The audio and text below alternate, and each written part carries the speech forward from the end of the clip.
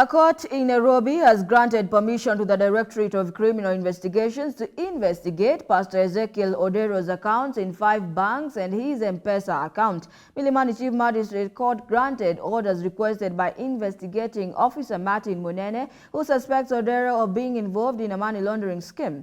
The investigation stems from allegations of money laundering and potential links to Pastor Paul Mackenzie. James Odhiambo with that report. Nobody has come to say that Pastor Ezekiel has murdered any of their persons.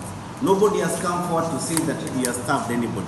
Nobody has come forward to say that he has denied them education. Nobody has come to say that he has radicalized them in any way. Nobody has come to say that he has laundered money through them or that they have laundered money through him. A court in Nairobi has granted permission to the Directorate of Criminal Investigations to investigate Pastor Ezekiel Odero's accounts in 5 banks and his M-Pesa account. Milimani Chief Magistrate Court granted the orders requested by investigating Officer Martin Munene, who suspects Odero of being involved in a money laundering scheme. The investigation stems from allegations of money laundering and potential links to Pastor Paul Mackenzie. Frozen the accounts of the church. They have frozen the accounts of the pastor. At least if it is the pastor you wanted, you could have frozen his accounts. Anybody else by extension who benefits or does work for the church and the school is now locked out. The orders I have seen here are purely for Kenyan accounts.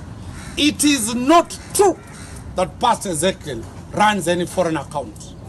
This is the Shakahola story to associate pastors as account as foreign.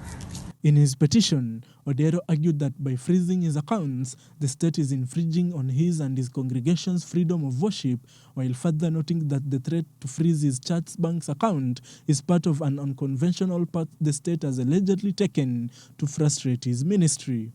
And remember, Pastor Ezekiel is not a public servant, is not a civil servant. He's a Kenyan, and Article 32 does not restrict the church from doing what it is doing.